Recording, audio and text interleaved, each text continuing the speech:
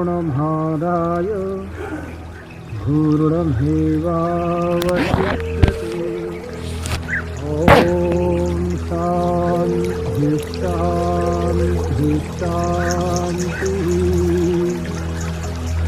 शङ्करं शङ्कराचार्यं केशवं बादरायणं सूत्रभाष्यकृतौ वन्दे भगवन्तौ पुनः पुनः। ईश्वरो गुरुरात्मेति मूर्तिभेदविभागिने व्योमवद्व्याप्तदेहाय दक्षिणामूर्तये नमः। ॐ शान्ति शान्ति शान्तिः। सच्चिदानंद भगवान को, सद्गुरुदेव भगवान को, राष्ट्रदेव पशुपतिनाथ को, वैदिक सत्य सनातन धर्म को। ओम नमः पार्वती पतये। हर हर हर महादेव।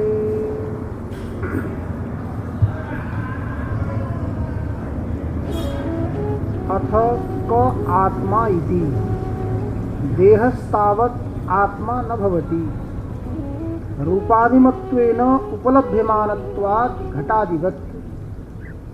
यथा घटादयो रूपादिमन्तः चक्षुरादिकरणैः उपलभ्यन्ते एवं देहोऽपि रूपादिमान् चक्षुरादिकरणैः उपलभ्यते। यथा दाह्य प्रकाश्य काष्ठादि व्यतिरिक्तो दाहकः प्रकाशको अग्निः तथा दृश्यात् देहात् द्रष्टा व्यतिरिक्त आत्मा सिद्धः। एतस्मादपि कारणात् देह व्यतिरिक्त आत्मा स्वापमरणादि दर्शनात्। प्रकरण 12 अंतर्गत आत्मज्ञानोपदेश विधि में आमी विचार करते छो। यहाँ यो आत्मज्ञानोपदेश विधि नामक ग्रंथ में प्रतिपाद्य विषय जो आत्मा हो त्यो आत्मा के हो। अथ क आत्मा यस्तु जिज्ञासा होता सर्वप्रथम उत्तर दियो कि देहस्तावत् आत्मा न भवति। स्थूल पदार्थहरू जति पनि हाम्रो दृष्टिमा आउँछन्, दृष्टिमा आएका पदार्थहरूलाई लिएर समातेर एक एक गरेर उनलाई हटाइनै छ। स्थूल पदार्थलाई हटाएर जो पदार्थ हट्न सक्दैन अन्तिममा गएर स्थित हुन्छ त्यो नै के हो? आत्मा हो भन्ने यो प्रक्रियाद्वारा सिद्ध गर्नको लागि, किनकि आत्मा सूक्ष्म भएको हुनाले त्यसको प्रतिपादन सिधै हुन सक्दैन। स्थूल पदार्थहरूलाई बताउँदै बताउँदै बताउँदै गएर जहाँ गएर कुनै पनि प्रमाण लक्षण बताउनको लागि असमर्थ हुन्छन्, अर्थात् जसलाई प्रतिपादन गर्न नै सकिँदैन त्यो तत्त्व के हो?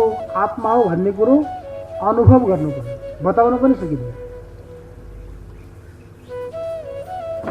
यसमा एउटा न्याय छ, नियम छ, श्रृंगग्राहिक न्याय। श्रृंगग्राहिक न्याय जस्तो किसिमले कहीं गौशालामा गाईहरू छन्,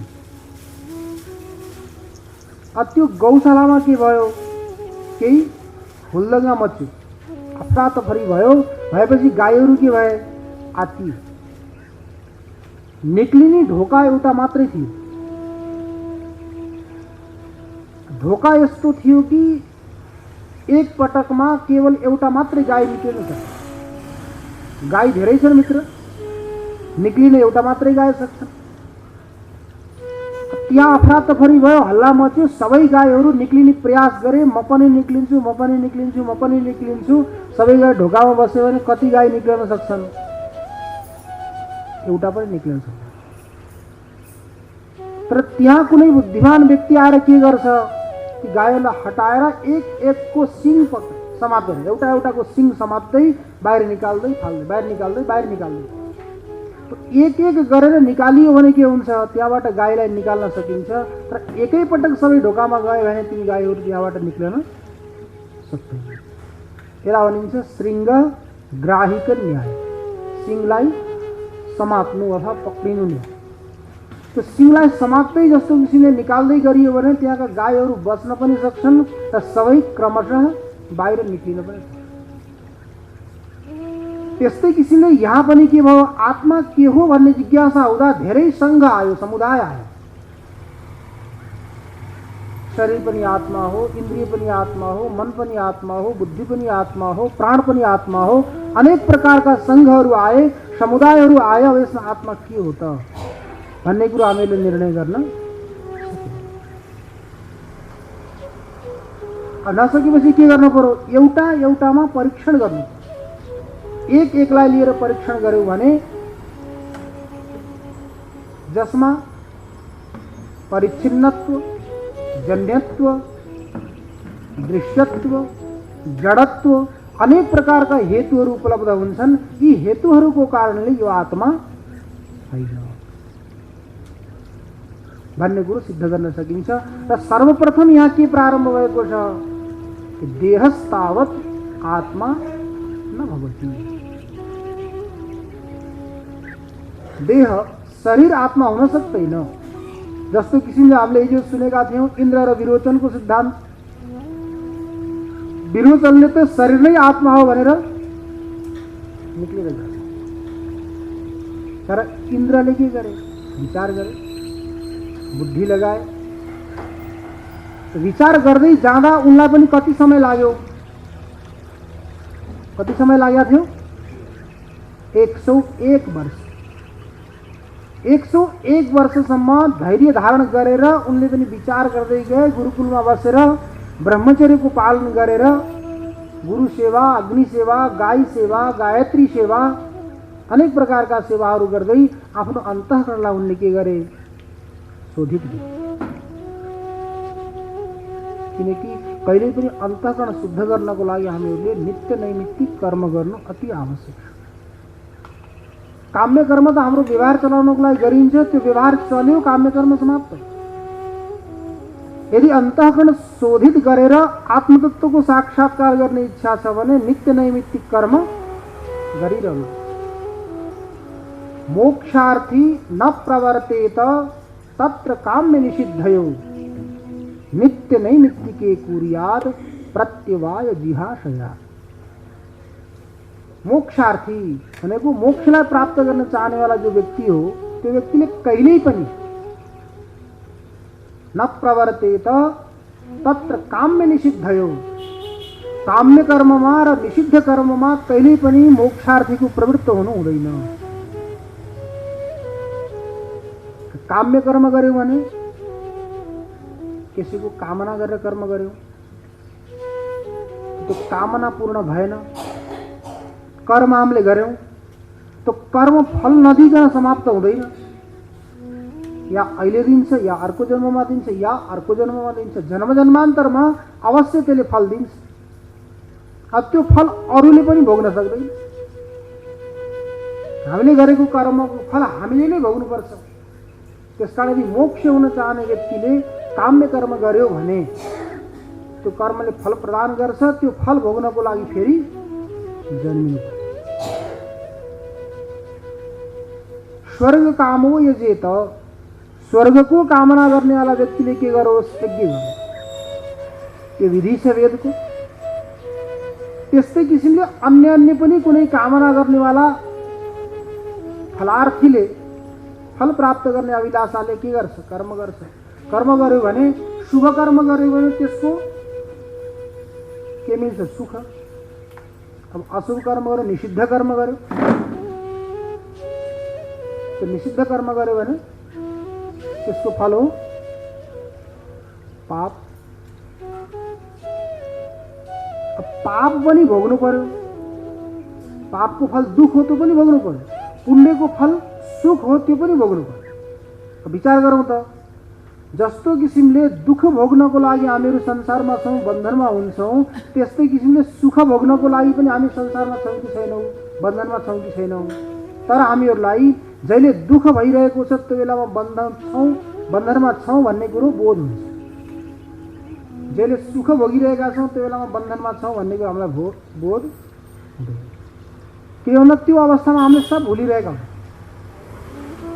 मानव बन्धन त के हो? बन्धन फलामको पनि बन्धन हो, चाँदीको पनि बन्धन हो, सुनको पनि बन्धन। तर कसैले फलामको सिक्रीले हामीलाई बाँधिदियो भने हामीलाई बन्धन भयो जस्तो लाग्छ, सुनको सिक्रीले बाँधिदियो भने बन्धनको अनुभूति हुँदैन, आनन्द। त्यस्तै किसिमले पाप कर्मका फल जो दुःखहरू हुन् तिनीहरूलाई भोग्दाखेरि त हामी बन्धनमा छौँ, संसारमा छौँ, दुःख भोगिरहेका छौँ जस्तो प्रतीत हुन्छ। तर पुण्य कर्मको फल सुख भोगिरहेका छौँ भने हामीहरूलाई त्यो बेलामा बन्धनको अनुभव हुँदै हुँदैन। हामी बन्धनमा छौँ जस्तै लाग्दैन। सबै भुलिरहेका हुन्छ। सबै भुलेर केवल यही शरीरलाई तुष्टपुष्ट सन्तुष्ट गर्नको लागि विरोचनको सिद्धान्तलाई लिएर, चारवाकको सिद्धान्तलाई लिएर हामीहरू अगाडि बढिरहेका हुन्छौँ। त्यस कारण यो विचार गर्नको लागि पनि यो शरीर आत्मा होइन भन्नको लागि पनि के हुनु पर्यो? हाम्रो अन्तःकरण पहिला शोधित हुनु पर्यो, शुद्ध हुनु पर्यो। अन्तःकरण त विरोचनको पनि थियो, इन्द्रको पनि थियो। तर विरोचनलाई विचार गर्ने शक्ति आएन, सामर्थ्य आएन। उनले शरीर नै आत्मा हो भनेर हिँडे। केवल आफूलाई मात्रै गरेर गएर जति पनि उनका शिष्य प्रशिष्यहरू थिए सबैलाई यही उपदेश दिए। किनकि व्यक्तिले जो जानेको छ त्यही नै भन्ने हो। विरोचनलाई त्यही ज्ञान भयो कि शरीर नै आत्मा हो। निर्णय गरेर गएर उनले के गरे? आफ्नो शिष्यहरूलाई उपदेश दिए। अब गुरुले उपदेश दिएपछि शिष्यहरूले के गर्छन्? तदनुकूल नै आचरण गर्छन्। गुरुको जस्तो गति त्यस्तै गति कसको हुने? शिष्यको पनि हुने। अन्धेनैव नियमाना यथान्धा। अन्धो व्यक्तिले जस्तो किसिमले व्यक्तिलाई हात समातेर मैले रोड पार गराइदिन्छु, यहाँ खाल्टो छ, यो पार गराइदिन्छु भनेर लिएर गयो भने स्वयं त अन्धो छ, उसलाई बाटोको थाहा छैन। अर्कोलाई पनि लिएर गयो भने के हुन्छ? भेडाको चाल भन्छ नि, भेड चाल। एउटा गयो खाल्टोमा पऱ्यो भने उसले के सोच्छ? म पनि त्यही जाने हो। तपाईँ त्यसलाई लाठीले हान्नुहोस् त्यो पनि त्यो मान्दैन। होइन, मेरो साथी त यही बाटो गएको छ, म पनि यही बाटो जान्छु, मेरो लागि यही मार्ग के छ, उचित छ भनेर जान्छ। त्यस्तै किसिमले जो अज्ञानी व्यक्ति हो, सांसारिक व्यक्ति हो, त्यसले पनि के सोच्छ? म यो खाल्टोमा पऱ्यो भने अर्कोलाई किन नपारौँ, उसले पनि त थाहा पाओस् भनेर के गर्छ? त्यही खाल्टो। जस्तो किसिमले अन्ध व्यक्तिले रोड पार गराउन चाह्यो, केही गराउन चाह्यो भने ऊ पनि जान्छ र अर्कोलाई पनि लैजान्छ। त्यस्तै किसिमले यो विरोचनको सिद्धान्तलाई, चारवाकको सिद्धान्तलाई अनुकरण गर्नेवाला व्यक्तिले के गर्छन्? यो शरीर नै आत्मा हो भनेर यसैलाई तुष्टपुष्ट सन्तुष्ट गर्नको लागि प्रयास गरेर फेरि यही चक्रमा परिरहन्छन्। त्यो नहोस् भन्नको लागि विचार गर्ने। के गर्ने त मोक्षार्थीले भन्दा कहिल्यै पनि काम्य कर्म र निषिद्ध कर्ममा प्रवृत्ति नहोस्। अब विचार गरौँ त काम्य कर्म र निषिद्ध कर्म छोड्ने हो भने, यसो विचार गर्ने हो भने कर्म के रहन्छन्? विचार गर्ने हो भने केही पनि रहन्न। जति पनि हामीले कर्म गरिन्छ या तो काम्य कर्म या तो निषिद्ध कर्म। प्रातः सायं सन्ध्याको समयमा अरू कुनै कर्म नगर्नु, सन्ध्या वन्दन गर्नु भनेर विधान गरेको छ। अहरह सन्ध्यामुपासित। प्रत्येक दिन सन्ध्या उपासना गर्नुपर्छ। त्यो सन्ध्या उपासना नगर्दा पाप लाग्छ भनेको के? विचार गरौँ, सन्ध्या नगरेर बरु पाप लाग्दैन। तर सन्ध्याको समयमा सन्ध्या गरेनौँ भने हामीले अरू केही गर्छौँ, अरू गरेर पाप लाग्छ। किनकि केही नगरिकन त बस्न सकिँदैन। किनकि हामीबाट हुन्छ जुन समयमा जुन कर्म गर्नको लागि विधान गरिएको छ त्यो कर्म गरिएन भने अन्य कर्म गरिन्छ। जुन समयमा विधान गरेको कर्म नगरे अन्य गरियो भने त हामीले विपरीत कर्म गरियो। त्यो विपरीत कर्मले हामीलाई दुःख दिन्छ। किन भन्दा कर्म नगरिकन त कहिल्यै पनि बस्न सकिँदैन। भगवानले बताउनु भएको छ गीतामा, नहि कश्चित क्षणमपि जातु तिष्ठत्य कर्मकृत। जात भनेको कोही पनि उत्पन्न भएको प्राणी एक क्षण पनि कुनै कर्म नगरिकन बस्न सक्दैन। अब कर्म नगरिकन बस्न सक्दैन भने हाम्रो सन्ध्याको समयमा, नित्य कर्मको समयमा यदि नित्य कर्मको आचरण नगर्ने हो भने हामीले के गरिन्छ? गफ लगाइन्छ, उसको निन्दा गरिन्छ, उसको निन्दा गरिन्छ, यो गरिन्छ, ऊ गरिन्छ, तर त्यसमा केही फल छैन। त्यसले के हुन्छ? पाप। त के गर्ने त? काम्य कर्म र निषिद्ध कर्मको आचरण त नगर्ने। नित्य नैमित्तिके कुर्यात्। नित्य कर्म गरोस् मोक्षार्थले अनि नैमित्तिक कर्म गरोस्। नैमित्तिक कर्म, नित्य कर्म त सन्ध्या वन्दन आदि भयो। नैमित्तिक कर्म ग्रहण आयो, ग्रहणको समयमा स्नान गर्ने, जप गर्ने, अमावस्यको निमित्तले, पूर्णिमाको निमित्तले, संक्रान्तिको निमित्तले, एकादशीको निमित्तले, अष्टमी जन्माष्टमीको निमित्तले अनेक प्रकारका विशेष जो पर्वहरू आउँछन् यी के हुन्? नैमित्तिक भनेको कुनै निमित्तद्वारा गरिने कर्म। तो नित्य कर्म र नैमित्तिक कर्म गर्नाले के हुन्छ?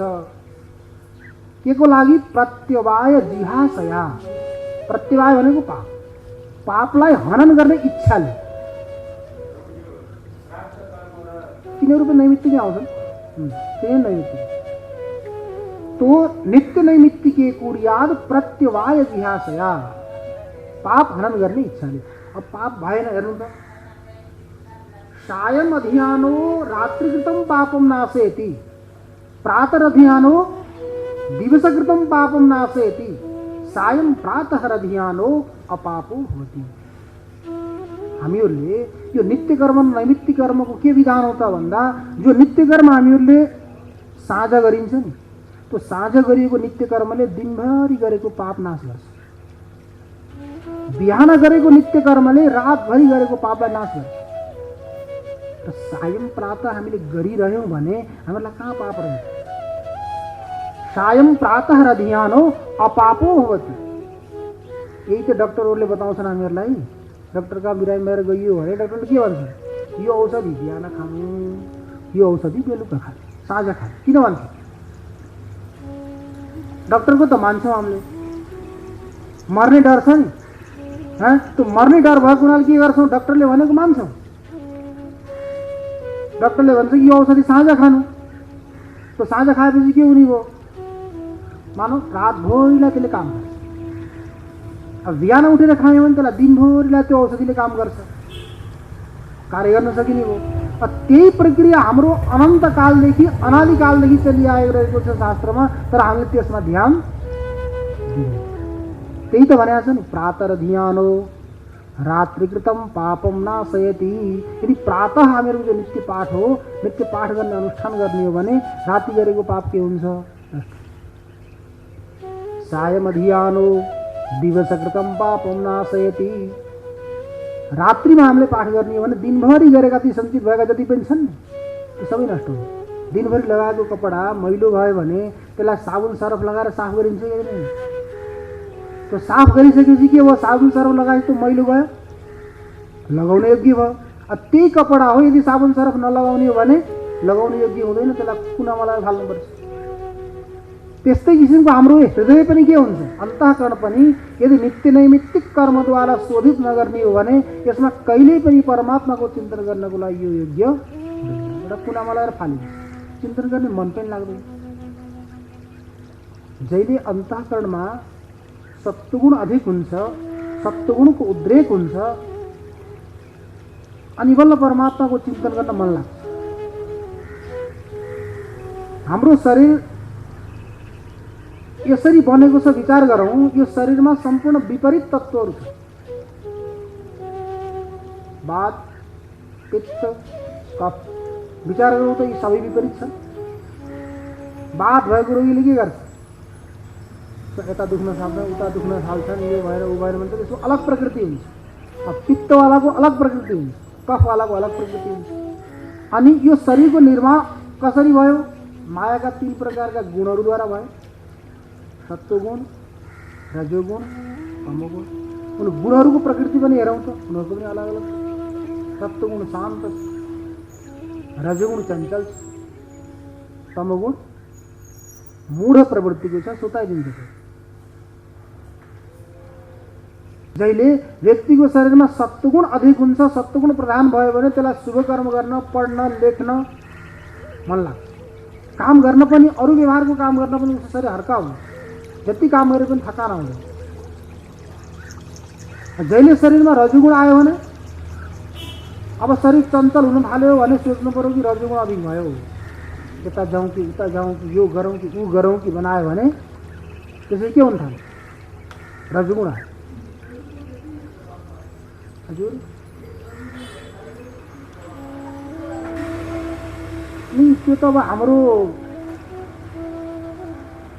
यो अन्तःकरणमा संस्कारहरू छन् नि हाम्रा, यी संस्कारहरूले कस्ता कस्ता संस्कारद्वारा हामीहरू संस्कारित भएका छौँ। हेर्नु त सत्सङ्ग चलिरहेको हुन्छ, कथा चलिरहेको हुन्छ, आत्माको बारेमा चिन्तन भइरहेको हुन्छ, व्यक्तिलाई सुनौ भन्ने इच्छा हुँदैन, सुनौ भन्ने इच्छा हुँदैन। कसैले प्रेरणा गरे पनि त्यसले पहिलो कुरो मान्दैन। अर्को कुरो कसैको प्रेरणाद्वारा हजुरले जबरजस्ती गर्नुभयो, ठिक छ हजुरलाई आनन्द आउँछ, हजुर सन्तुष्ट हुनुहुन्छ भने म जान्छु भनेर हजुरलाई खुसी गराउनको लागि आएर बसिहाल्यो भने पनि उसलाई समझमा आउँदैन। सुन्न त सुन्छ बसेर, तर उसलाई समझमा कहाँ फसेँ, कहाँ आएँ यस्तो ठाउँमा भन्ने कुरो सोच्छ। तर जो सात्विक व्यक्ति हो, जसको अन्तःकरणमा सात्विकताको आधान छ भने त्यो व्यक्तिले के हुन्छ, आत्मचिन्तन कहीँ भइरहेको छ भने हजुरले केही सङ्केत मात्रै गर्नुभयो भने उसले के भन्छ, ओहो हजुरले मलाई एकदम राम्रो बाटो बताइदिनु भयो, मेरो कल्याण भयो, यो कल्याणको लागि हजुर निमित्त बन्नुभयो भनेर ऊ व्यक्तिले के गर्छ, राम्रो मान्छ, किनकि त्यसमा सत्वगुण अधिक छ। जसको रजोगुणको संस्कारद्वारा संस्कारित छ भने व्यक्ति उसले के गर्छ, कहीँ कथा प्रवचन चलेका छन् त्यहाँ जाँदैन, कहीँ लडाइँ हुँदैछ उता जान्छ, कहीँ लडाइँ भइरहेको छ भने यताउता भइरहेको छ भने उसको चित्त उता जान्छ र निक्लेर बाहिर जान्छ। यसमा हामीहरूको जन्म जन्मान्तरको संस्कार काम हो। त्यो जन्म जन्मान्तरको संस्कार बनाउनको लागि अहिले हामीले सत्वगुणलाई धेरै लिने प्रयास गऱ्यौँ भने अगाडि राम्रो हुन्छ। पहिला हाम्रो त्यो सत्वगुणको अधिकता भएन, रजोगुणको भएको हुनाले व्यक्तिको त्यस्तो प्रवृत्ति हुन्छ। अब यदि तमोगुणको अधिकता छ भने व्यक्तिले के गर्छ, आफूले पनि काम गर्दैन अनि अर्कोलाई पनि काम गर्न दिँदैन। भोलि गरौँला, पर्सि गरौँला भन्छ, आफूले पनि काम गर्दैन, अर्कोलाई पनि काम गर्न दिँदैन। त्यो मूढ प्रवृत्ति हुन्छ। त्यसको शरीर पनि भारी भारी हुन्छ, केही गर्ने इच्छा पनि हुँदैन। त्यस्तो प्रकारको स्वभाव भयो, लक्षणहरू आयो भने के जान्नु पर्यो, तमोगुण आयो। छन त तीनवटै छन्, तीनवटा नभइकन चल्दैन। सत्वगुण पनि छ, रजोगुण पनि छ, तमोगुण पनि छ, र कतिखेर के अधिक हुन्छ भन्ने कुरो। त्यसकारण यस्ता विपरीत गुणहरू, विपरीत लक्षणहरूद्वारा युक्त भएको यो शरीर त्यो पनि आफ्नो कार्यलाई त्यसले चलाइरहेको छ। सत्वम लघु प्रकाशकमिष्टमुपष्टम्भकं चलञ्च रजः गुरु वर्णकमेव तमः प्रदीपवच्चार्थतो वृत्तिः। जस्तो किसिमले सत्वगुण, रजोगुण, तमोगुण परस्परमा विपरीत भएर पनि यो शरीरलाई चलाइरहेका हुन्छ। कफ पात पित्त शरीरमा विपरीत भएर पनि यो शरीरलाई चलाइरहेका हुन्छन्। कसरी चलाइरहेका हुन्छन्, प्रदीपवत्, दीपको समान। प्रदीपले के गर्छ, अन्धकारलाई हटाउँछ। त्यो अन्धकारलाई हटाउनको लागि त्यहाँ के चाहिए, घिउ पनि चाहियो, अग्नि पनि चाहियो, बाती पनि चाहियो, वायु पनि चाहियो। वायु नभइकन पनि दीप जल्दैन, वायु धेरै भयो भने पनि जल्दैन। घिउ नभए पनि जल्दैन, त घिउ अधिक भए पनि जल्दैन। बाती नभए पनि जल्दैन। अब बाती आएर एकदम लामो भयो भने एकैछिन बलेर निभिहाल्छ, या छोटो भयो भने यी जति पनि दीप, बर्ती, तैल, वायु जति पनि छन्, यी सम्पूर्ण के छन्, परस्परमा विरोधी छन्। उसको विरोधी, उसको विरोधी, उसको विरोधी। यी विरोधी भएर पनि उनीहरूले के गरिरहेका हुन्छन्, अन्धकारलाई हटाएर वस्तुलाई प्रकाशित गर्ने कार्य सम्पन्न गरिरहेका हुन्छन्। जस्तो किसिमले प्रदीपले गर्छ, त्यस्तै किसिमले विपरीत गुणहरू सत्व रज तम गुणहरू हाम्रो शरीरमा रहेर यो शरीरलाई सञ्चालन गराउने काम गरिरहेका हुन्छन्। दृष्टान्त हो त्यो, एउटा दृष्टान्त दिएको लागि। नै अधिष्ठान त दियो कहिल्यै पनि हुँदैन। यो भुल नगर्नु होला। अधिष्ठान कहिल्यै पनि चेतन हुन्छ। जड पदार्थ कहिल्यै पनि अधिष्ठान हुन सक्दैन, चेतन हुन्छ।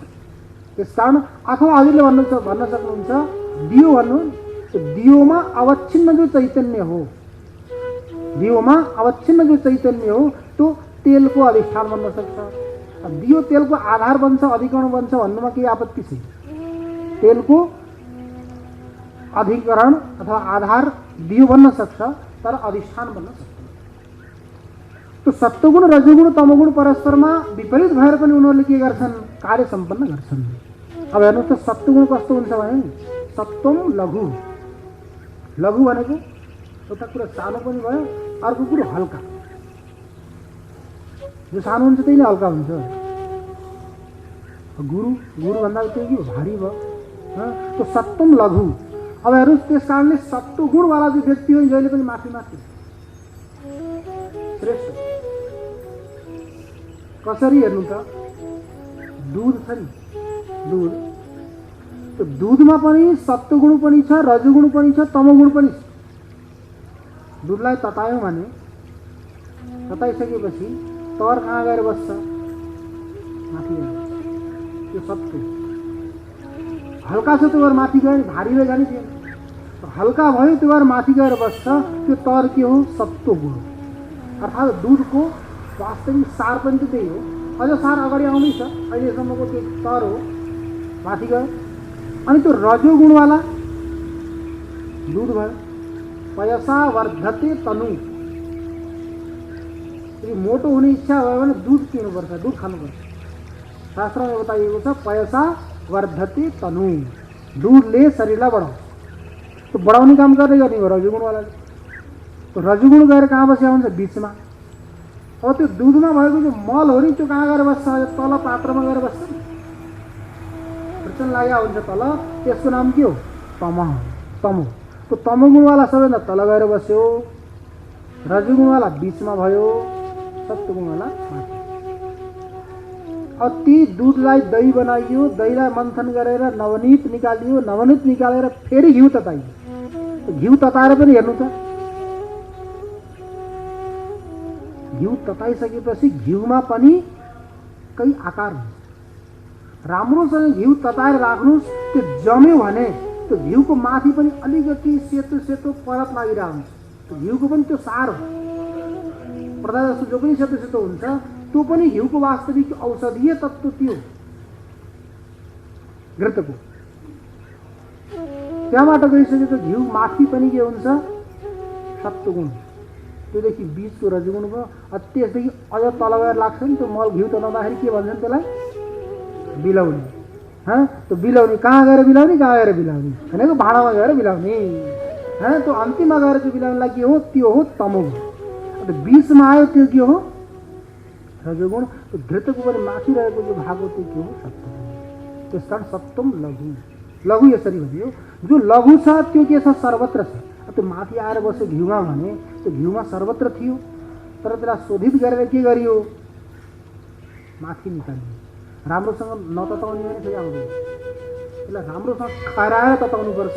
त्यो खराएर ततायो भने त्यो सत्वगुण देखिन्छ, नभएसम्म देखिन्छ। त्यस्तै किसिमले हाम्रोमा पनि के छ? सत्व पनि छ, रजो पनि छ, तमोगुण पनि छ। सदा सदा नित्य नैमित्तिक कर्मको अनुष्ठान लियो, अन्तःकरणलाई शोधित गरियो भने बल्ल गएर सत्वगुण देखिन्छ। सत्वगुणको विशेषताको बारेमा हामीलाई थाहा हुन्छ, वास्तविकताको बारेमा थाहा हुन्छ। जहिलेसम्म शोधित गरिँदैन तपस्या गर्नु पर्यो नि। तपस्या नगरेसम्म कहिल्यै पनि कुनै पनि वास्तविक सार प्राप्त हुन सक्दैन। हामीले केही चिज खान्छौँ पनि हेर्नु त, त्यो खाएको चिजलाई नचबाइकन खाने भने स्वाद आउँछ त? त्यसलाई आरामले चबाएर खाइयो भने जति चबायो त्यति स्वाद, जति चबायो त्यति स्वाद। त नचबाइकन खायो भने पेट त भरिन्छ, तर कस्तो स्वाद थियो, के थियो, त्यसको आनन्दबाट वञ्चित भयो। त्यस्तै किसिमले सत्वगुण पनि, रजोगुण पनि, तमोगुण पनि हाम्रा छ। त तमोगुणको अनुभूति गर्नको लागि परिश्रम गर्न पर्दैन, खपाखप खाए। रजोगुणको अनुभव गर्नको लागि अलि परिश्रम गर्नु पर्यो, दौडिनु पर्यो, यताउता भाग्नु पर्यो। तर सत्वगुणको अनुभव गर्नको लागि त घनघोर प्रयास हो। किन भन्दा पदार्थ जति सूक्ष्म हुन्छ त्यो सूक्ष्म पदार्थको अनुभव गर्नको लागि हामीले त्यति नै परिश्रम गर्नुपर्छ। सानो पदार्थलाई हेर्नको लागि पनि त परिश्रम चाहिन्छ। स्थूल पदार्थको ज्ञान गर्नको लागि यदि परिश्रमको आवश्यकता हुँदैन। त्यसकारण सात्विक पदार्थ सूक्ष्म पदार्थको अनुभूति गर्नको लागि परिश्रम गर्नुपर्ने आवश्यकता छ। त्यो परिश्रम गर्न के गर्ने त भन्दा नित्य र नैमित्तिक कर्मको अनुष्ठान गर्ने। त नित्य नैमित्तिक कर्मको अनुष्ठान गरिसकेपछि हाम्रो अन्तःकरण शुद्ध हुन्छ। कुशाग्र बुद्धि भन्छन्। कुशाग्र यथा घन घसी भयो वनचरो भन्छन् सबै सज्जन, बिना श्रम कुनै पनि जगतमा चल्दैन यो जीवन, गरेर नहुने छके जगतमा भन्दै लगाई मन, उठे समयमा गरे सकलले कर्तव्यको पालन, यथा घन घसी भयो वनचरो। घन घोटेर वनचरो भन्छ नि, घन घसी भयो वनचरो। तो घनलाई घोटेपछि घोट्दै घोट्दै गयो भने त्यही घन के भन्छ? वनचरो भन्छ। यथा घन घसी भयो वनचरो भन्छन् सबै सज्जन। सबै सज्जनहरूको यही उक्ति छ, उद्घोष छ। बिना श्रम कुनै पनि जगतमा चल्दैन यो जीवन। जीवन चलाउनको लागि पनि के गर्नुपर्छ? परिश्रम गर्नु। परिश्रम नभइकन कहिले पनि जीवन चल्दैन। जीवन चले पनि त्यो जीवन जीवन होइन, त्यो मृतवत हो। यदि परिश्रम नगरिकन कसैको जीवन चल्छ भने त्यो जीवन के हो? कुनै कुनै व्यक्तिहरूले अध्यापकको नोकरी खान्छन् अथवा कुनै विभागमा काम गर्छन्, नामको विभागमा छन् तर काम गर्दैनन्। काम नगरेर पनि उनीहरूले के मानेका हुन्छन्? आफूलाई श्रेष्ठ मानेका हुन्छन्। अरे मैले यति नोकरी खाएँ, यति पैसा कमाएँ तर केही गरिनँ। त्यो व्यक्ति के हो? बेकार हो, धिक्कार हो। त्यसले जसरी खाएको छ या त पूर्वजन्ममा कमाएको थियो त्यो खायो, या त अगाडि गएर फेरि उसले तिर्नुपर्छ। त्यसले परिश्रमको खायो। खुसी हुन्छन् नि मान्छेहरू, तर त्यो होइन। जसले परिश्रम गरेर पाइयो त्यसमा खुसी हुन्छ। तो यथा घनघसी भयो वनचरो भन्छन् सबै सज्जन, बिना श्रम कुनै पनि जगतमा चल्दैन यो जीवन। श्रम नगरिकन नचल्ने भयो। जो उद्यम नगरिकन बस्छ नि व्यक्ति त्यो त्यो मृत समान, मरेको तुल्य। जो व्यक्ति सदा सर्वदा उद्यम गरिरहन्छ त्यो व्यक्ति जीवित। त्यही भएर त भगवान भाष्यकारले के भन्नुभएको छ? जागर्तिको वा सदसद विवेकी सेते सुखम कस्तु समाधिनिष्ठो, जागर्तिको वा सदसद विवेकी के सत्रवः सन्ति निजेन्द्रियाणि तान्येव मित्राणि जितानि यानि। सेते सुखम कस्तु, सुखपूर्वक को सुख छ, आनन्दले को सुख छ भन्दा जो समाधिनिष्ठ हुन्छ, जो समाधिमा स्थित, जो समाधिमा जाँदैन त्यो सुत्दै। अझ स्वप्नमा गयो भने सुतेन, अर्धनिद्रा भन्छौँ। जुन व्यक्तिले स्वप्न देख्छ त्यो व्यक्ति 10 घण्टा सुते पनि उसलाई निद्रा पुरा हुँदैन। गाढ निद्रा हुनु पर्यो, सुसुप्तमा जानु पर्यो। जो समाधिनिष्ठ हुन्छ व्यक्ति त्यही व्यक्ति वास्तविक सुखपूर्वक सुत्छ। सेते सुखम कस्तु समाधिनिष्ठो। समाधि भनेको सम्यक आधीयते यस्मिन् इति समाधि। सम्यक प्रकारले जुन ध्येय पदार्थमा गएर व्यक्ति स्थित हुन्छ त्यो नै के हो? समाधि हो। त्यो समाधिमा स्थित भयो भने व्यक्ति राम्रोसँग सुतेको हो। त्यही भएर योगी महर्षिहरू कहिले पनि सुत्दैनन्। उनीहरू समाधिस्थ हुन्। समाधिस्थ भयो भने हामीहरू 6 घण्टा सुतेर जो आराम मिल्छ त्यो आराम समाधिमा अगर जाने व्यक्तिलाई 1 मिनेटमा 2 मिनेटमा मिल्छ। सुत्नु भनेको के हो? इन्द्रियहरूको परिश्रमलाई नष्ट गर्नु, इन्द्रियहरूलाई आराम दिनु। यदि इन्द्रियहरूले कुनै पनि विषयको ग्रहण गर्नको लागि प्रवृत्त भएका छैनन्, वृत्ति चलिरहेको छैन, आरामले बसेका छन् भने त्यसलाई आराम हुन्छ। तर वृत्ति गरिरहेका छन्, सोचिरहेका छन् भने त्यो आराम हुँदैन। त्यो सोच्न समाप्त कहिले हुन्छ? जहिले व्यक्ति समाधिमा स्थित हुन्छ। हेर्नु त सुसुप्ति अवस्थामा त प्राण पनि चलिरहेको हुन्छ, तर समाधिस्थ भएका व्यक्तिको त प्राण पनि चल्दैन। प्राण पनि उनले के गरेका हुन्छन्, आफ्नो अधीनमा राखेको। तो प्राण चल्दा पनि त परिश्रम हुन्छ। जसरी हामीले देख्दा परिश्रम हुन्छ, धेरै बेरसम्म देख्न सकिँदैन, सुन्दा परिश्रम हुन्छ, धेरै बेरसम्म सुन्न सकिँदैन, त्यस्तै किसिमले प्राण चल्दा पनि के हुन्छ, परिश्रम हुन्छ। त्यसकारण योगीहरू समाधिस्थ भएर बस्छन् ताकि सारा हाम्रा उपकरणहरूले आराम गरून्। हजारौँ हजार सालसम्म बस्दिन्छन् गएर प्राण निरोध गरेर, उनीहरूलाई सुत्नु आवश्यकता छैन। तो सेते सुखम कस्तु समाधिनिष्ठो, जागेको को हो त, जागर्तीको वा सद सद विवेकी। जो सत र असतको बारेमा विवेक गर्छ त्यो विवेकी नै वास्तवमा जागेको हो, जाग्रत हो। हामीहरू त सुतिरहेका छौँ, को सत हो कुन असत हो भन्ने कुरा हामीलाई विवेक नै छैन। सतलाई हामीहरू असत सम्झिरहेका छौँ, असतलाई हामीहरू सत सम्झिरहेका छौँ। असत्य संसार सदैव देखिने, छ सत्य जोसो कहिल्यै नदेखिने, विचित्र उल्टो परिपंच यो किन, तलाई मालुम छ कि यो कुरा मन। असत्य संसार सदैव देखिने, सदा सर्वदा हामीहरूलाई के देखिन्छ, जो असत्य संसार हो यही देखिन्छ, किनभने हाम्रो दृष्टि यस्तै छ। छ सत्य जोसो कहिल्यै नदेखिने, जो वास्तविक सत्य छ त्यो कहिले पनि देखिँदैन। त्यो सत्यलाई देख्नको लागि अन्तर्दृष्टि चाहियो, अन्तर्दृष्टि हाम्रो छैन, बाहिर बाहिर दौडिन्छ, त्यसमा के देखिन्छ, त्यो असत्य छ त्यही देखिन्छ। विचित्र उल्टो परिपंच यो किन, यो परिपंच संसार यस्तो उल्टो किन हो, किन यस्तो बनाएको, यो मनलाई थाहा छ भनेर बुद्धिले सोध्दै। यस्तो स्थिति छ जसमा हामीहरू के गर्छौँ, बाहिर बाहिर बाहिर हेरिरहन्छौँ। त्यो जागर्तीको वा सदसद विवेकी, जो सत र असतको बारेमा विवेक गर्छ त्यो व्यक्ति नै वास्तविक के हो, जागेको। सत के हो, असत के हो, तो सतस्थ सद्भाव असतस्थ असद्भाव। जो वास्तविक सत हो त्यसलाई सत सम्झिनु, त्यो यथार्थ हो। जो जस्तो हो त्यस्तै सम्झिनु, जसलाई आप्त भनिन्छ। जस्तो जो घटना घटेको हो नि, जस्तो भएको छ त्यस्तै बताउनुलाई आप्त भनिन्छ। अलिकति बनाएर मरमसला हालेर चट्ट पारेर भन्यो भने त्यो अनाप्त हो। त्यो वास्तविकता जो हुन्छ त्यस्तै हुन्छ, फर्क हो। तो जागृतिको वा सदसद विवेकी, जो सत र असतको बारेमा विवेक गर्नेवाला व्यक्ति के हो, वास्तविक जागेको हो, त्यो जाग्रतमा छ। अरू सबै के छन्, मोह रूपी निद्रामा, मोह रूपी निद्रा। त्यो मोह रूपी निद्रामा सुतेपछि के सत हो कि असत हो भन्ने कुरो थाहा नै हुँदैन। त्यसकारण बिना श्रम कुनै पनि जगतमा चल्दैन यो जीवन, बिना श्रम नगरिकन चल्दैन। उठे समयमा गरे सकलले कर्तव्यको पालन, समयमा उठौँ, आफ्नो आफ्नो कर्तव्यको पालन गऱ्यौँ भने के हुन्छ, जीवन राम्रोसँग चल्छ। तर कर्तव्यको पालन पनि गरेनौँ, समयमा उठेनौँ पनि भने के हुन्छ, आधी घन्टा उठ्न ढिला भयो भने दिनभरिका कार्यक्रम बिग्रिन्छन् नि। बिग्रिँदैन भन्नु त। बिहान यदि 4 बजे उठ्ने हामीहरूको नियम छ, अकथन 4:30 बजे भयो भने सारा काम बिग्रियो, यहीँबाट सुरु भयो।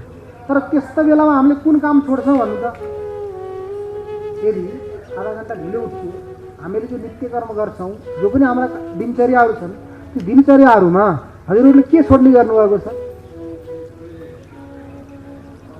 हो त्यही छोडियो नि त। त्यो मुख्य कारणै त्यही छोडियो। जति गर्नुपर्ने थियो हामीले कटौती त्यही गरेर गरिन्छ जहाँ नगर्नुपर्ने हो, जहाँ गएर नगर्नुपर्ने हो त्यही गएर हामीले के गरिन्छ, त्यहाँ गएर कटौती गरिन्छ कम। तर जहाँ नगरेर पनि चल्ने हो त्यसलाई हामीले फेरि पुरा गरिन्छ। त्यहीबाट समयमा उठिएन भने हाम्रो के भयो, प्रक्रियाहरू बिग्रियो, अनि घाटा नोक्सान हामीलाई कहाँ हुन्छ, त्यही गरेर। अरू त छोडे पनि नोक्सान हुनु थिएन, तर त्यसैमा नोक्सान हुन्छ, त्यही कारणले हामीले के गर्छौँ, छोडिन्छ। त्यही भएर परमात्माले के भन्नुहुन्छ, हेर भाइ त खेल हेर्न आएको हो संसारमा, खेल हेर, खुब बजारमा घुम भनेर भगवान्ले के गर्नुहुन्छ, प्रत्येक दिन बिहान उठेर हामीलाई एउटा चमकदार नयाँ सिक्का दिनुहुन्छ, नयाँ ढ्याक दिनुहुन्छ एउटा। त्यो ढ्याक लया अनि त्यसपछि के गर, त्यो आफ्नो लागि उपयोग गर। त्यो ढ्याक हामीले के गर्छौँ, लिने बेला खुसी खुसी लिन्छौँ। कसैले केही दियो भने खुसी भएर लिन्छौँ। त्यस्तै त्यो परमात्माले हामीलाई के गर्छ, बिहान उठेर एउटा चम्किलो ढ्याक दिन्छ। त्यो ढ्याकलाई हामीले लिन्छौँ खुसी खुसी भएर। त्यो दिने बेलामा परमात्माले के गर्नुहुन्छ, हामीलाई सावधान गर्नुहुन्छ, सतर्क गर्नुहुन्छ। हेर भाइ, त्यो तेरो नामको ढ्याक हो, सिक्का हो, तेरो लागि मैले झोला अलगै झुन्डाएर राखेको छु, अलगै झुन्डाएर राखेको छु। त्यो झोलामा जति समयसम्म तेरा सिक्का रहन्छन् म निकाल्दै दिने गर्छु, सकिए भने पाइँदैन।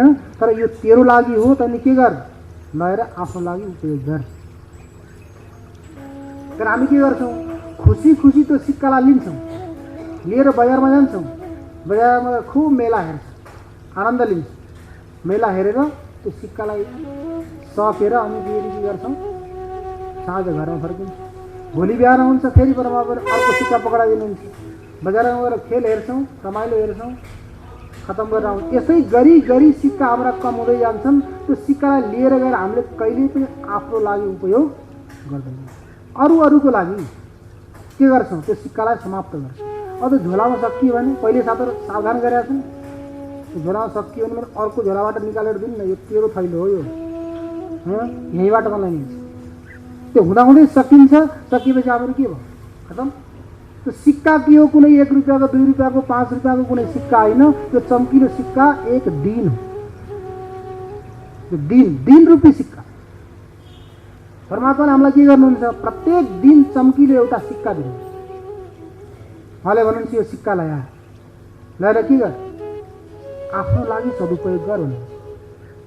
तर यो सिक्कालाई हामीले आफ्नो लागि सदुपयोग गर्छौँ त, विचार गरौँ त।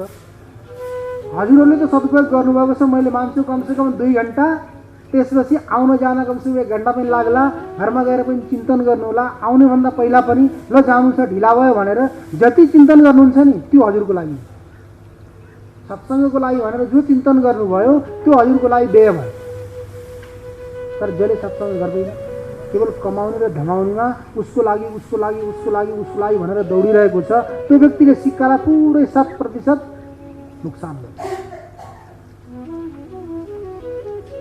के गर्छौँ, सिक्का समाप्त हुँदै गयो भने यो दिन रूपी सिक्का त्यो भएर महिनालाई के भन्छ भने संस्कृतमा आहर जर। आह भनेको दिन, दिनलाई जसले बुढो गरिदिन्छ नि, दिनलाई जसले नष्ट गरिदिन्छ त्यसको नाम महिना। अब महिनालाई जसले बुढो गरिदिन्छ त्यसको नाम वर्ष। आहर जर, प्रत्येक दिनलाई महिनाले के गरिदिन्छ, खाइदिन्छ। जस्तो जरादेवीले हामीहरूको शरीरलाई खान्छन्, वृद्धता बुढापा, त्यो जरादेवीले जसरी खान्छन् त्यस्तै किसिमले प्रत्येक दिनलाई केले खान्छ, महिनाले खाइदिन्छ। त्यो महिनालाई कसले खान्छ, वर्षले खान्छ। त्यस्तै गरी हाम्रो यो दिनहरू, सिक्काहरू पनि के भइरहेका छन्, नष्ट भइरहेका छन्। तर हामी यो सोच्दैनौँ कि यो सिक्का हामीले कसको लागि नष्ट गरिरहेका छौँ त। परमात्माले सावधान पनि गर्नुभयो कि आफ्नो लागि खर्च गरेछ है, तर हामीले आफ्नो लागि खर्च गरेनौँ। यत्तिकै के भयो, यसको दुरुपयोग भएर गयो भने समय त नष्ट हुने हो। सिक्का सकियो, सकिएपछि जहिलेसम्म थिए त्यहिलेसम्म ल्याइयो, सकिएपछि के गर्छ, भोक लाग्छ लाग्दैन। सिक्का नलैकिन गयो त दोकानमा पसलमा कसैले केही दिँदैन, सिक्का चाहियो। सिक्का छैन भने के गर्ने, भिख माग्नु पऱ्यो, कसैले देला कसैले नदेला, भोकै मर्नु पऱ्यो नि। त्यस कारण त्यो भोकै मर्नुबाट बच्नको लागि हामीले के गर्ने, त्यो सिक्काको सदुपयोग गर्ने। त्यो सिक्काको सदुपयोग गऱ्यौँ भने हाम्रो जीवन के हुन्छ, सार्थक। किन भन्दा परिश्रम पहिले भने नि, बिना श्रम कुनै पनि जगतमा चल्दैन यो जीवन। श्रम नगरिकन कुनै पनि जीवन चल्दैन। त्यो श्रम गरेर नै जीवन चलाउनु कि वास्तविक जीवन। यथा घनघसी भयो वनचरो भन्छन् सबै सज्जन, बिना श्रम कुनै पनि जगतमा चल्दैन यो जीवन। गरेर नहुने छके जगतमा भन्दै लगाई मन यसरी लगाउनु पर्यो। गरेर के हुँदैन र, गऱ्यो भने केही पनि हुन सक्छ, असम्भव केही पनि छैन, कठिन। गरेर नहुने छके जगतमा भन्दै लगाई मन, उठे समयमा गरे सकलले कर्तव्यको पालन। आफ्नो कर्तव्यको पालन गर्यो भने व्यक्तिलाई केही पनि कार्य असम्भव हुन सक्दैन। त्यसकारण यहाँ पनि के गर्नु पर्यो, हामीले चिन्तन गर्नु, तपस्या गर्नु पर्यो। तपस्या नगरेसम्म त दुधबाट घिउ पनि आउँदैन। त्यस्तै किसिमले तपस्या नगरेसम्म सच्चित आनन्द स्वरूप परमात्मा हाम्रो भित्र नै छ, त्यो रसस्वरूप भएर निक्लिँदैन, अनुभूतिमा आउँदैन। त्यसलाई के गर्ने, मनसश्चेन्द्रियाणां च ऐकाग्र्यम परमं तपः। मन र इन्द्रियलाई के गर्नु, एकाग्र। एकाग्र भनेको एक एव अग्रह लक्ष्य, केवल अगाडि एउटालाई मात्र देख्नु। जस्तो किसिमले अर्जुनले देखेका थिए, के देखेका थिए, केवल आँखा। यताउताहरू कसैलाई पात देखियो, कसैलाई बुट्टो देखियो, कसैलाई हाँगा देखियो, कसैलाई के देखियो, कसैलाई के देखियो, तर अर्जुनलाई अरू केही पनि देखिएन, केवल के देखियो, आँखा। त्यस्तै किसिमले मुमुक्षुको लागि पनि के हुनु पर्यो, केवल एउटा देखिनु पर्यो। यताउता भयो नि त गयो। कारण हाम्रो के लक्ष्य हुनु पर्यो, केवल एउटालाई देख्ने। तो मनसश्चेन्द्रियाणां च ऐकाग्र्यम, मन र इन्द्रियहरूलाई के गर्नु पर्यो, एकाग्र गर्नु। त्यही के हो, तप। व्यक्तिहरूले सोध्छन् बसिरहन्छन् दिनभरि, तिनीहरूलाई के कठिन छ भन्छन्, बस्न सरलता छ। 1 घण्टा सिधा भएर बसेर हेरौँ त तिनीहरू, जसले बसिरहने व्यक्तिलाई के कठिनता छ भन्ने व्यक्तिहरू 1 घण्टा बसेर हेरौँ, बस्न झन् कठिन छ। बरु उभिएर हिँडेर काम गर्न कठिन छैन, बस्न के छ, कठिन छ। बस्ने व्यक्तिले अझ धेरै काम गर्छ, जसको बस्ने अभ्यास छैन। 1 घण्टा पनि बस्नु पर्दा के स्थिति हुन्छ, 1 घण्टा के 5-10 मिनट पनि बस्दैन, त्यो स्थिति बन्छ। त्यस कारण मनसश्चेन्द्रियाणां च ऐकाग्र्यम, मन र इन्द्रियलाई, इन्द्रिय भनेका कर्मेन्द्रिय ज्ञानेन्द्रिय सबै उभयात्मक मन, यिनीहरूलाई जसले एकाग्र गर्छ, त्यो एकाग्र गर्नु नै के हो, तप हो। त्यो तपद्वारा के हुन सक्छ, सच्चित आनन्द स्वरूप परमात्माको बोध हुन सक्छ। त्यस कारण के गरौँ, यो स्थूल शरीर जो अनुभवमा आएको छ, देखिएको छ, यो आत्मा होइन। देहस्तावत् आत्मा न भवति, किन, रूपादिमत्वेन उपलभ्यमानत्वात्। रूपादि मांस रूप वाला छ, रस वाला छ, गंध वाला छ, स्पर्श वाला छ। त्यस कारण यो आत्मा हुन सक्दैन। कसरी, घटादिवत, घट जस्तो किसिमले रूपवाला छ, रूपवाला भएको हुनाले जसरी आत्मा होइन, त्यस्तै किसिमले यो शरीर पनि के छ, रूपवाला छ।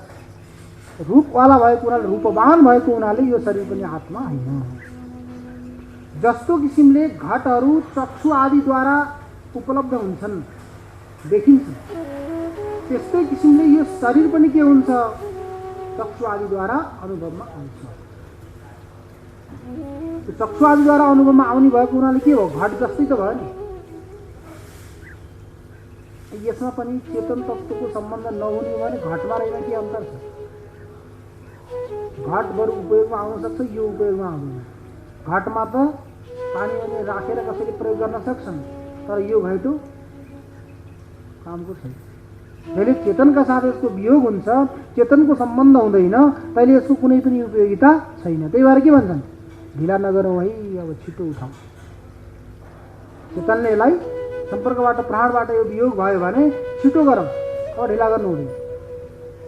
तर त्यो घट त कहिलेदेखि पर्या छ, बुवाको हजुरबाका पालाका पनि काला काला घाटाहरू हुन्छन् नि, अति कहिलेदेखिका पनि छन्। तर अरू घाटहरू कति गइसके, कति आए, कति गए, तर ऊ बनिरहेको छ, त्यत्तिको पनि छैन। त्यसका जसरी ती घटहरू रूपादिद्वारा युक्त भएको हुनाले आत्मा हुन सक्दैनन्, त्यसै किसिमले शरीर पनि के हो, रूपादिद्वारा युक्त भएको हुनाले आत्मा हुन सक्दैन। यथा दाह्य प्रकाश्य काष्ठादि व्यतिरिक्तो दाहकः प्रकाशको अग्नि, तथा दृश्यात् देहात् द्रष्टा व्यतिरिक्त आत्मा सिद्धः।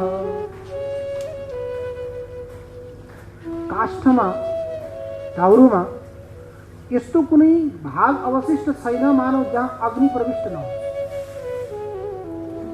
काष्ठको प्रत्येक कण कणमा के छ? अग्नि छ। उपनिषदमा आउँछ अग्निर्यथैको भुवनं प्रविष्टो रूपं रूपं प्रतिरूपो बभूव एकस्तथा सर्वभूतान्तरात्मा रूपं रूपं प्रतिरूपो बहिश्च। अग्निर्यथैको भुवनं प्रविष्टो, जस्तो कि अग्नि सम्पूर्ण भुवनमा प्रविष्ट छ। अग्नि भुवनमा प्रविष्ट छ। कसरी प्रविष्ट छ भन्दा भुवन मानव पृथ्वी मानव, तो पृथ्वीको उत्पन्न कहाँबाट भयो? जलबाट। जलको उत्पत्ति कहाँबाट भयो? तेजबाट। तो तेजबाट जलको उत्पत्ति भयो भने जलमा अग्नि छ कि छैन? अब त्यो फेरि जलबाट पृथ्वीको उत्पत्ति भयो भने पृथ्वीमा तेज छ कि छैन? कारण त कार्यमा आउँछ नि। त्यो कारण कार्यमा आउने भएको हुनाले तेज कहाँ छ? अग्नि कहाँ छ? भुवनमा पनि। जसरी जलमा छ त्यसै किसिमले भुवनमा पनि। अग्निर्यथैको भुवनं प्रविष्टो, जस्तो किसिमले अग्नि भुवनमा प्रविष्ट छ। रूपम रूपम प्रतिरूपो बभूव, जति पनि रूप देखिएका छन् भुवनमा जलादिमा, ती सम्पूर्ण रूप कसका हो? अग्निका। किन भन्दा अग्निको वास्तविक गुण, तेजको वास्तविक गुण के हो? रूप। जसरी पृथ्वीको वास्तविक गुण गन्ध हो, जलको वास्तविक गुण रस हो, अग्निको तेजको वास्तविक गुण रूप हो, वायुको वास्तविक गुण स्पर्श हो, आकाशको वास्तविक आफ्नो गुण शब्द। आकाशमा केवल शब्द छ, वायुमा शब्द र स्पर्श छ, तेजमा शब्द स्पर्श रूप छ, जलमा शब्द स्पर्श रूप रस, पृथ्वीमा शब्द स्पर्श रूप रस गन्ध छ। किन भन्दा कारणका गुण कार्यमा आउँछ। कारणका गुण कार्यमा आउने भएको हुनाले क्रमशः पृथ्वीमा 5 छन्, जलमा 4 छन्, तेजमा 3 छन्, वायुमा 2, आकाशमा 1। तो अग्निर्यथैको भुवनं प्रविष्टो रूपम रूपम प्रतिरूपो बभूव, जहाँ पनि रूप छन् ती सम्पूर्ण रूपमा कसको हो त रूप गुण भन्दाखेरि त्यसै किसिमले त्यस्तै प्रकारले एकस तथा सर्वभूतान्तरात्मा, जस्तो किसिमले एक अग्नि सम्पूर्णमा प्रविष्ट छ रूपमा, त्यस्तै किसिमले एउटा आत्मा के छ? सबैमा प्रविष्ट। एकस तथा सर्वभूतान्तरात्मा रूपम रूपम प्रतिरूपो बहिश्च। आत्मा त प्रत्येक रूपमा त छ, रूपदेखि अतिरिक्त बाहिर पनि छ। तो व्यापक छ, अग्निभन्दा व्यापक छ। व्यापक भएको हुनाले यत्र तत्र सर्वत्र, सबै ठाउँमा।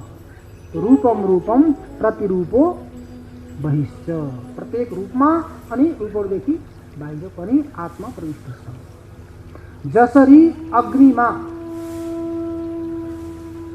दाहकत्व छ, प्रकाशकत्व छ, अग्निले वस्तुलाई प्रकाशित पनि गर्छ र अग्निले जलाउँछ पनि। दाहकत्व र प्रकाशकत्व अग्निमा एक प्रकारको शक्ति छ, त्यो अग्निदेखि के हो? अतिरिक्त शक्ति जो हो अग्निदेखि अतिरिक्त। अग्नि अतिरिक्त हो, तो अग्निमा रहेको जो दाहकत्व प्रकाशकत्व शक्ति अतिरिक्त हो। कसरी थाहा हुन्छ त्यो भन्दा हामीलाई त अग्नि र दाहकत्व शक्तिमा भेद बुद्धि हुँदैन नि। त्यो आगोले पोल्छ भन्छौँ, आगोले पोल्दैन। आगोमा एउटा दाहकत्व शक्ति छ, त्यसले पोल्छ। आँखाले देख्दैन, आँखा त हामीले गोलाको आँखा भन्छ नि, त्यसले त देख्दैन।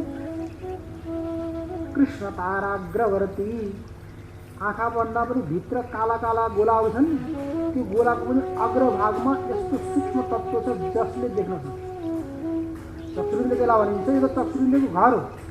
हामीले त्यो देखिरहेका छौँ, मोतियाबिन्दु भएका अन्धा व्यक्तिहरूको पनि यस्तै हुन्छ नि हेर्दा, तर तिनीहरू देख्न सक्दैन। किनभन्दा तिनीहरूलाई देख्ने शक्ति तिनीहरूको नष्ट भएको छ। त्यो भएर बताइएको छ कृष्ण ताराग्रवर्ती, चक्षुरुले बस्छ कहाँ? कृष्ण ताराको अग्रभागमा। यही जिउरोमा हेरौँ न, कुनै एकदम मिठो चिज अथवा कुनै चिज, कुनै स्वादिलो कुनै चिज खाइयो भने त्यसपछि अर्को खाँदा त्यसको स्वादै थाहा हुन्छ। किन? त्यो स्वादले त्यो स्वाद ग्रहण गर्ने शक्तिलाई नष्ट गरिदिएको छ। रसरेन्द्र त्यही हो, तर बोध हुँदैन। त्यस्तै किसिमले चक्षुरिन्द्रियले पनि यो केवल बाह्य इन्द्रिय हो, गोलक हो, यसले रूप ग्रहण गर्ने होइन। योदेखि अतिरिक्त कुनै सूक्ष्म तत्त्व छ जसलाई हामीले देख्न सकिँदैन। जति पनि इन्द्रियहरू छन् सम्पूर्ण अतीन्द्रिय छन्। जति पनि इन्द्रियहरू छन् सम्पूर्ण के छन्? अतीन्द्रिय छन्। रुवा खोकी लाग्यो भने घाँडेन्द्रले गन्ध ग्रहण गर्नै सक्दैन। घाँडेन्द्र यही हो नि, तर त्यो बेला गन्धको दुर्गन्धको केही थाहै हुँदैन। ठिक छ भने थाहा हुन्छ। त्यस्तै किसिमले यो चक्षु इन्द्रिय गोलकदेखि देख्ने शक्ति सामर्थ्य अलग छ जसरी, त्यस्तै किसिमले अग्निमा दाहकत्व प्रकाशकत्व शक्ति अग्निदेखि अतिरिक्त छ। कसरी थाहा हुन्छ भन्दा दुईवटा मणि हुन्छ, चन्द्रकान्त मणि अनि सूर्यकान्त। चन्द्रकान्त मणि हुन्छ शीतल, सूर्यकान्त मणि हुन्छ धातु उष्ण। त्यो अग्नि छ, त्यो अग्निको समयमा चन्द्रकान्त मणि पनि ल्याउने हो भने अब शास्त्रमा छ है, चन्द्रकान्त मणि अब व्यवहारमा उपलब्ध छ कि छैन कुरो अलग छ। चन्द्रकान्त मणि र अग्नि सान्निध्यमा हुने हो भने अग्निको जो दाहकत्व शक्ति हो त्यसलाई चन्द्रकान्त मणिले नष्ट गर्छ। आगो हजुरले गएर समात्नु, छुनु, त्यसले पोल्नु, चन्द्रकान्त मणि छ भने। अब चन्द्रकान्त मणिलाई त्यहीबाट हटाइदिनु, आगो त्यही हो, उसले फेरि पोल्छ। त्यहाँबाट के सिद्ध भयो? चन्द्रकान्त मणिको उपस्थितिमा नष्ट हुने,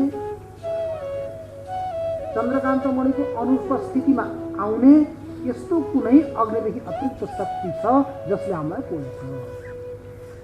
जसरी त्यो अग्निदेखि भिन्न हो, त्यस्तै किसिमले यो शरीरलाई प्रेरित गर्नेवाला, इन्द्रियलाई प्रेरित गर्ने कुनै यो सूक्ष्म तत्त्व छ जो शरीर र इन्द्रियहरूदेखि अतिरिक्त हो। त्यो के हो? आत्मा हो। यथा बाह्य प्रकाश्य काष्ठादि व्यतिरिक्त दाहकः प्रकाशको अग्नि, दाहक र प्रकाशक अग्नि हो, तथा त्यस्तै किसिमले दृश्यात देहात, दृश्य देहदेखि, दृश्य शरीरदेखि द्रष्टा देख्नेवाला व्यतिरिक्त आत्मा शुद्ध। देहदेखि अतिरिक्त के छ? आत्मा छ, यो शुद्ध हुन्छ। त्यसकारण यो शरीर आत्मा द्रष्टा भनेर मानियो।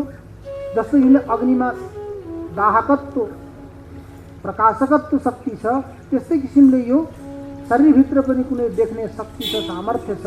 त्यो शक्ति सामर्थ्य शक्ति जसले प्रदान गरेको छ, त्यो शक्तिको जो स्रोतभूत हो त्यो नै के हो? आत्मा हो। तर शरीर आत्मा होइन भनेर यहाँ पुष्टि गरियो।